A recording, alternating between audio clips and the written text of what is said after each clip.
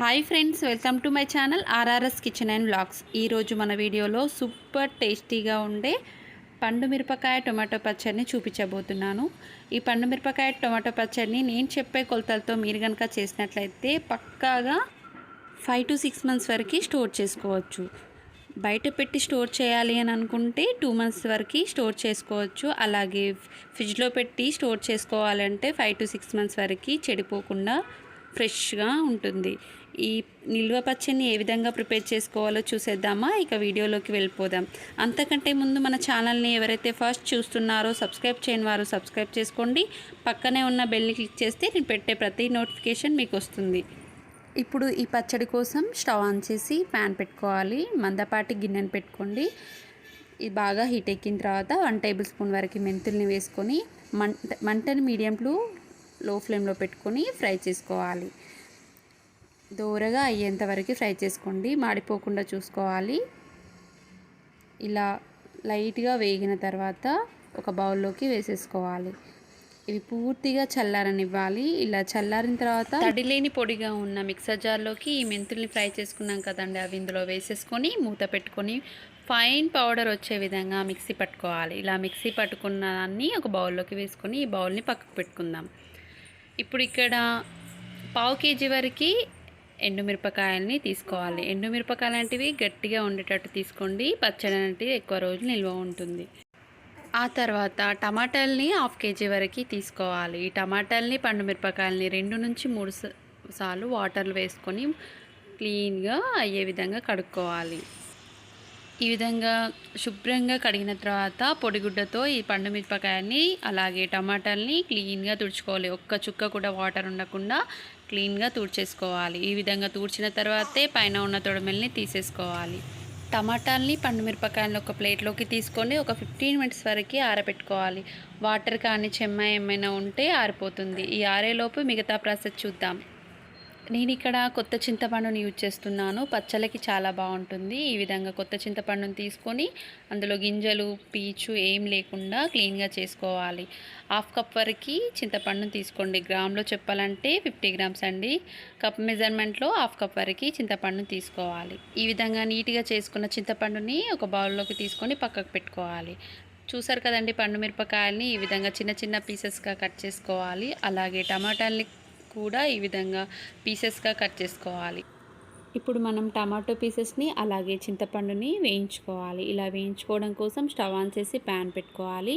Pan అనేది బాగా heat ఎక్కిన తర్వాత 1/2 cup వరకు ఆయిల్ని వేసుకోవాలి. 4 tablespoon వరకు ఆయిల్ వేసుకోండి. ఆయిల్ అనేది కొద్దిగా ఎక్కువైనా పర్లేదు. పచ్చళ్ళలోకి ఆయిల్ ఎక్కువ ఉంటేనే ఎక్కువ రోజులు నిల్వ ఉంటుంది పచ్చడి అనేది. ఆయిల్ అనేది బాగా హీట్ ఎక్కిన తర్వాత కట్ చేసి పెట్టుకున్న టమాటో ముక్కలు అలాగే క్లీన్ చేసి పెట్టుకున్న చింతపండుని వేసుకోవాలి. మంటని మీడియం ఫ్లేమ్లో పెట్టుకొని అడగంటకుండా కలుపుతూనే ఉండాలి. అస్సలు మూత పెట్టకండి, మూత పెట్టకుండానే కలుపుతూ ఉండాలి. వాటర్ అనేటివి టమాటో నుంచి ఆవిరైపోయి ఈ విధంగా మెత్తగా పేస్ట్ వచ్చే విధంగా కలుపుతూనే ఉండాలి. ఈ విధంగా అయిన తర్వాత స్టవ్ ఆఫ్ చేసేసి పూర్తిగా చల్లారేంత వరకు చల్లార్చుకోవాలి. ఇప్పుడు ఈ ప్యాన్ని పక్కకు పెట్టేద్దాం. మిక్సర్ జార్ తీసుకోండి, అందులో కట్ చేసి పెట్టుకున్న మిరపకాయల్ని వేసేసుకోవాలి. మిక్సర్ జార్ అనేటిది తడిగా లేకుండా పొడిగా ఉండేటట్టు చూసుకోండి. పండు మిరపకాయ పీసెస్ వేసే ముందు ఇలా పండు మిరపకాయలు వేసిన తర్వాత సాల్ట్ని 1/4 cup వరకు వేసుకోవాలి. గ్రామ్స్లో చెప్పాలంటే 65 grams వరకు సాల్ట్ని వేసుకోవాలి. మీరు కనుక రాళ్ళ ఉప్పు యూజ్ చేయాలి అంటే ఫస్ట్ రాళ్ళ ఉప్పుని ఎండలో ఎండబెట్టి మిక్సర్ జార్లోకి వేసి మిక్సీ పట్టుకున్న తర్వాతే పండు మిరపకాయలని వేసి మిక్సీ పట్టుకోవాలి. ఇలా చేస్తేనే పచ్చళ్ళలోకి ఉప్పు అనేది సరిగ్గా బాగా కలుస్తుంది. నాకు ఇక్కడ కల్లుప్పు అవైలబుల్గా లేదు కాబట్టి సాల్ట్ని యూజ్ చేస్తున్నాను. ఇలా సాల్ట్ వేసిన తర్వాత 1 tablespoon వరకు పసుపు వేసి ఇలా ఫైన్ పేస్ట్ కాకుండా బరకగా వచ్చే విధంగా మిక్సీ పట్టుకోవాలి. పూర్తిగా చల్లారిన టమాటో చింతపండు గుజ్జుని ఇందులో వేసేసుకొని ఈ కన్సిస్టెన్సీ వచ్చే విధంగా మిక్సీ పట్టుకోవాలి. ఇలా మిక్సీ పట్టుకున్న దాన్ని ఒక బౌల్లోకి వేసేసుకోవాలి. ఇలా బౌల్లోకి వేసిన తర్వాత టేస్ట్ చూడండి. సాల్ట్ అనేది సరిపోలేదు అనిపిస్తే అడ్జస్ట్ చేసుకొని సాల్ట్ వేసుకోండి. ఈ పచ్చడిని 8 కంటైనర్ బాక్స్లో స్టోర్ చేసుకోండి. ఎప్పుడు కావాలంటే అప్పుడు కొద్ది కొద్దిగా ఈ పచ్చడిని తీసుకుంటూ తాలింపు వేసుకుంటే ఫ్రెష్గా ఉంటుంది. నేను ఇక్కడ మొత్తం అంతటా పచ్చడికి తాలింపు పెడుతున్నాను. ఇందులో ముందుగా ఫ్రై చేసి గ్రైండ్ చేసి పెట్టుకున్నాం కదండి మెంతి పౌడర్, అది ఇందులో వేసుకోవాలి. 1 టేబుల్ స్పూన్ వరకు వేసుకొని మొత్తం అంతటా కలుపుకొని పక్కకు పెట్టుకోవాలి. దీనికి తాలింపు పెట్టుకుందాం. స్టవ్ ఆన్ చేసి 1/4 కప్ వరకు ఆయిల్ని వేసుకోవాలి. ఆయిల్ బాగా హీట్ ఎక్కిన తర్వాత 1 టేబుల్ స్పూన్ వరకు ఆవాలు, అలాగే 1 టేబుల్ స్పూన్ వరకు జీలకర్రని వేసుకోవాలి. ఆవాలు జీలకర్ర అనేటివి వేగిన తర్వాత ఇందులో శనగపప్పు 1/2 టేబుల్ స్పూన్ వరకు, అలాగే ఎండుమిర్చి 2 వరకు ఇలా చిదుముకొని వేసుకోండి. వెల్లుల్లి రిబ్బలు 5 to 6 వరకు వేసుకోవాలి.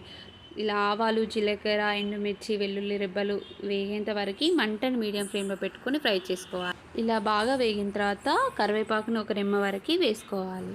ఈ తాలింపు అంతటిని బౌల్లోకి వేసేసుకోవాలి. ఇలా వేసుకున్న తర్వాత పూర్తిగా ఈ పచ్చడికి కలిసేటట్టు కలుపుకోవాలి. ఇలా కలుపుకున్న తర్వాత మూత పెట్టుకొని ఒక 3 days వరకు ఊరనివ్వాలి. ఈ విధంగా ఊరనియడం వల్ల ఉప్పు కారం పులుపు అనేది ఈ పచ్చడికి సరిగ్గా పట్టి సూపర్ టేస్టీగా వస్తుంది. డే బై డే కలుపుతూ ఉండాలి. చూడండి 3 days తర్వాత మూత తీసి చూడండి, ఆయిల్ అనేది ఇలా పైకి తేలి సూపర్గా రెడీ అవుతుంది పికిల్ అనేది.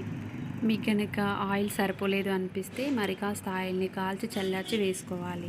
అలాగే సాల్ట్ సరిపోకపోతే అడ్జస్ట్ చేసుకోండి. అంతే అండి, సింపుల్గా tomato red chilli pickle ready. మీకు కనుక ఈ వీడియో నచ్చితే మీరు కూడా తప్పకుండా ట్రై చేసి చూడండి. మీకు ఎలా కుదిరిందో కామెంట్లో తెలియజేయండి. మా ఛానల్ నచ్చిందని అనుకుంటున్నాను. నచ్చితే మీ ఫ్రెండ్స్కి మీ రిలేటివ్స్కి షేర్ చేయండి. సబ్స్క్రైబ్ చేయని వారు సబ్స్క్రైబ్ చేసుకోండి. పక్కనున్న బెల్ని క్లిక్ చేయండి. Thank you for watching. Bye friends.